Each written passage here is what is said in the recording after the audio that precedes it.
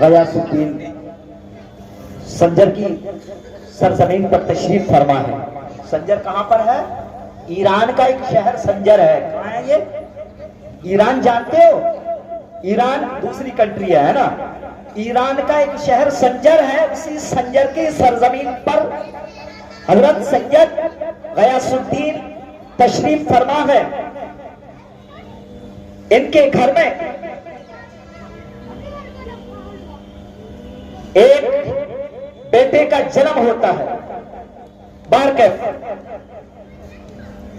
اس بیٹے کا نام حسن رکھا جاتا ہے۔ آپ کی والدہ محترمہ، کس کی والدہ محترمہ؟ حضرت خواجہ غریب نواز حسن سنجری ثم اجمیری رضی اللہ تعالیٰ عنہ کی والدہ محترمہ حضرت بی بی سیدہ ماہ نور۔ آپ بتاتی ہیں، آپ گواہی دیتی ہیں، کس بات کی؟ کیا گواہی دیتی ہیں آپ کی والدہ محترمہ؟ آپ فرماتی ہیں کہ جب رب ذوالجلال نے میرے بیٹے معین الدین حسن کے اندر روح ڈالی، یعنی کہ جب میرے شکم میں یہ میرا بچہ ہے، میرے شکم کے اندر، میرے پیٹ کے اندر اللہ رب العزت نے، بھائی کہاں جا رہے ہیں؟ کیا پریشانی ہے بھائی؟ ارے کیا پریشانیاں؟ کیوں کھڑے؟ ادھر آ جائیے نا، ارے ادھر آ کے بیٹھو بھائی۔ آپ کی والدہ محترمہ فرماتی ہیں کہ جب اللہ رب العزت نے میرے بیٹے حسن کے اندر روح ڈالی، اس دن سے ایک ورد بنا لیا۔ کس بات کا ورد بنایا؟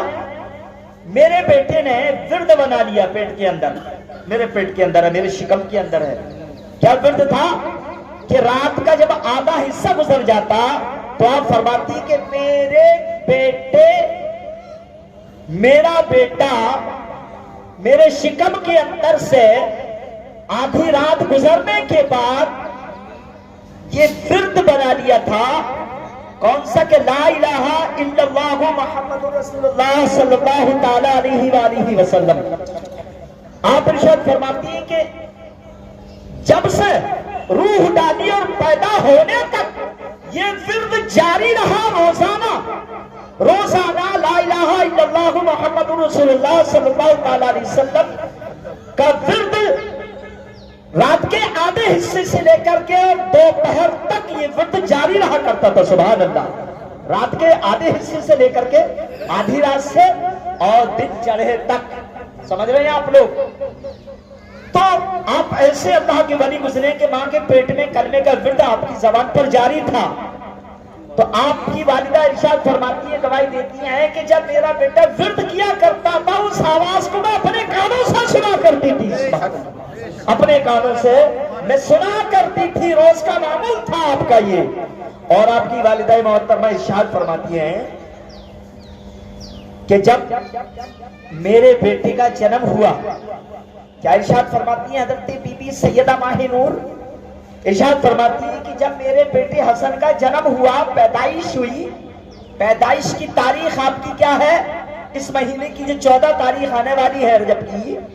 اس مہینے کی 14 تاریخ کو آپ ارشاد فرماتی ہے کہ رجب المرجب کی 14 تاریخ کو جب میرے بیٹے حسن کا جنم ہوا،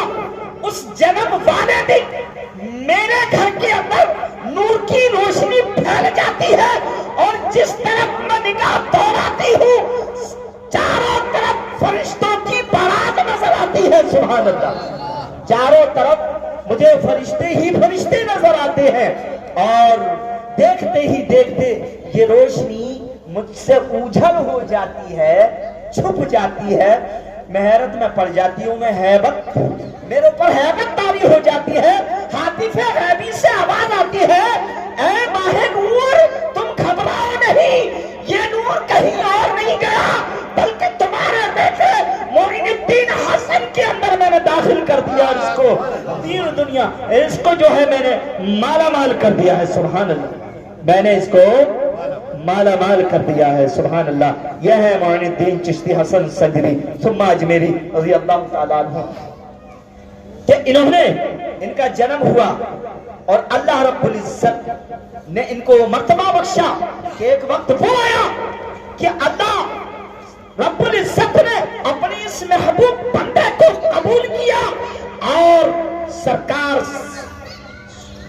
حضور احمد مجتبی محمد مصطفیٰ صلی اللہ تعالی علیہ وسلم نے آپ کو حکم دیا کہ جاؤ حسن ہندوستان کی سرزمین پر جاؤ اور لوگوں کو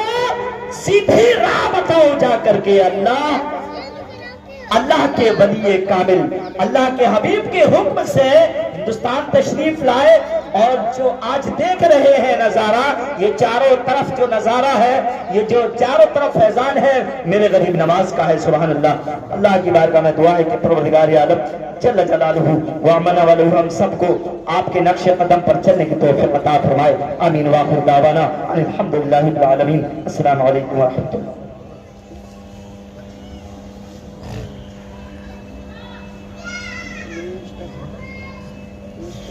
اعوذ باللہ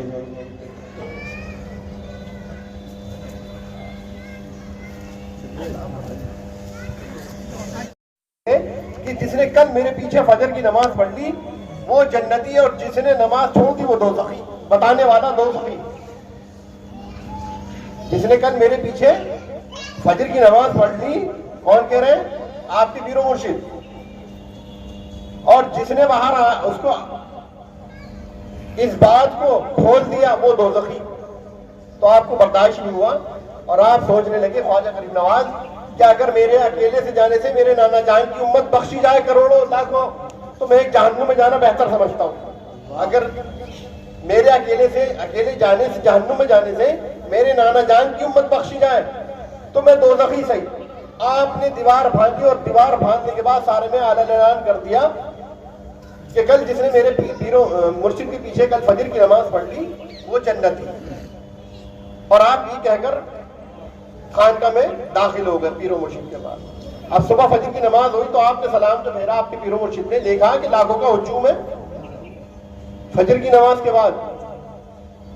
تو آپ بولے کس نے یہ عوام کو بتایا ہے تو آپ کھڑے ہو گئے تو آپ کے پیر و مرشد بولے کچھ نہ کچھ تو وجوہات ہوگی تو آپ نے کہا کہ حضور اگر میرے اکیلے کی جہنم میں جانے سے میری نانا جان کی امت بخشی جائے کروڑوں لاکھوں تو میں جہنم میں جانا پسند کروں گا آپ نے کیا فرمایا کہ اے معین الدین اے خواجہ اے غریب نواز جبھی آپ کو یہ لقب مل گیا غریب نواز کا نام تو آپ کا حسن ہے آپ کو جبھی یہ الفاظ یہ بے ساختہ آپ کے پیر و مرشد نے کہے کہ تو غریبوں کا نوازنے والا ہے تو جہنمی نہیں ہو سکتا تو کس کے لیے کرا اپنے نانا جان کی امت کے لیے کہ اپنے آپ کو جہنمی بنا دیا جبکہ جنت کے سردار ہیں وہ کہہ رہے ہیں وہ اپنے منہ سے اس چیز کو جنت کے سردار ہیں بخشوائیں گے نانا جان کی امت کو تو آپ کی پیر و مرشد نے کہا اے معین الدین تو نے